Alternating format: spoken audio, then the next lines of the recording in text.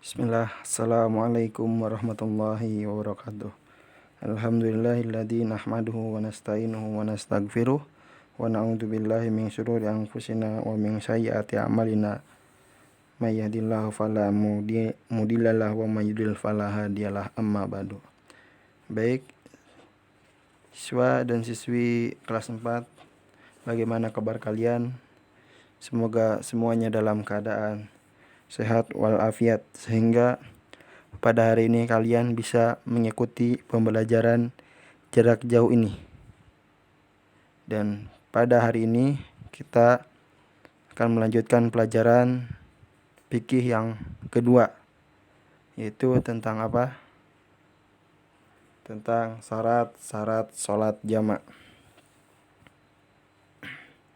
Nah, pada pertemuan sebelumnya kita masih ingat apa yang kita bahas, yaitu tentang pembagian sholat jamak. Ada berapa sih pembagian sholat jamak? Ada yang masih ingat? Ya, ada 2. Apa saja? Jamak takdim dan jamak takhir. Ya.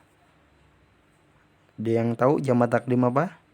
Mengerjakan 2 sholat fardu di awal waktu atau di waktu yang pertama. Sedangkan jamak takhir mengerjakan 2 sholat fardu di waktu yang kedua. Nah, sekarang ya, bahwa kita ketahui ya bahwa sholat jamak itu merupakan rukhsah atau keringanan dari Allah Subhanahu wa taala, dan sholat jamak juga disyariatkan untuk meringankan kaum muslimin atau muslimah ketika sedang dalam perjalanan jauh, ketika sedang safar ya, atau yang lainnya. Dan tetapi kita mengerjakannya tidak bisa semaunya. Harus ada apa? Ada syarat-syaratnya. Nah, kita akan bahas kali ini tentang syarat sholat jamak.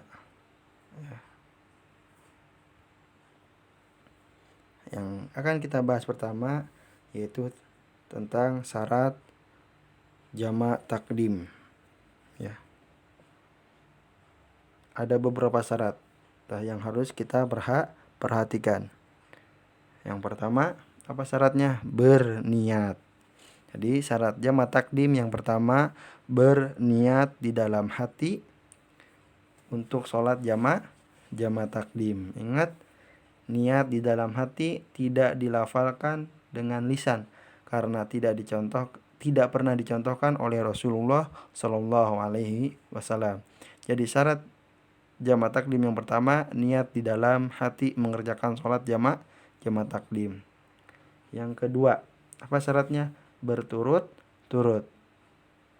Yaitu apa? Setelah mengerjakan sholat fardu yang pertama, langsung dilanjutkan dengan sholat fardu yang berikutnya. Misalnya setelah mengerjakan sholat zuhur, langsung disambung dengan sholat asar, seperti itu. Atau maghrib, langsung disambung dengan sholat isya. Itu maksudnya berturut-turut.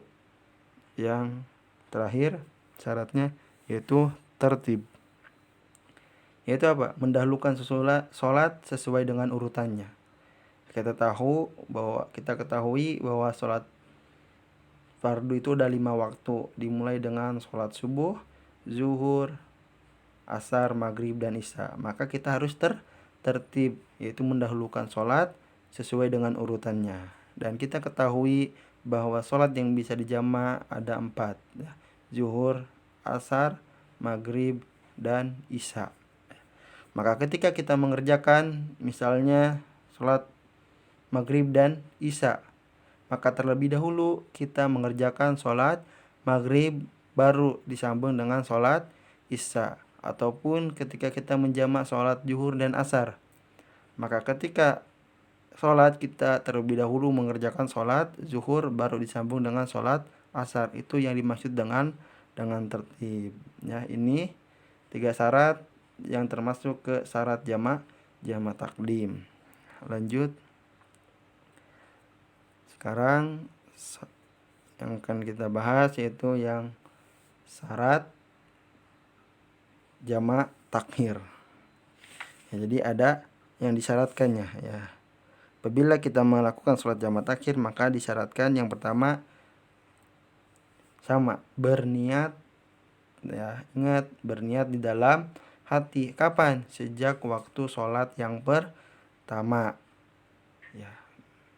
Contohnya atau misalnya seseorang ingin mengerjakan sholat zuhur dan sholat asar dengan jamak takhir, maka seseorang itu harus pada waktu zuhur hendaknya dia berniat akan melakukan jamak takhir di waktu asar. Jadi misalnya ketika dalam perjalanan ya, kita masih dalam perjalanan ya, kita ingin menjamak takhir, maka kita pada waktu tersebut juga sudah berniat ya. Pada waktu sholat yang pertama kita sudah berniat akan melakukan jamak takhir di waktu asar, misalnya ketika zuhur dan asar atau ketika maghrib dan isya ya. Maksudnya itu berniat di dalam hati sejak waktu sholat yang pertama. Yang kedua, disyaratkan masih berada di dalam perjalanan ya hingga akhir waktu sholat yang pertama ya. Jadi kitanya masih dalam perjalanan. Ini syarat jamak takhir. Jadi yang pertama perniat di dalam hati sejak waktu sholat yang pertama. Yang kedua masih di dalam perjalanan hingga akhir waktu sholat yang pertama ya. Sampai di sini paham ya, semoga kalian paham ya.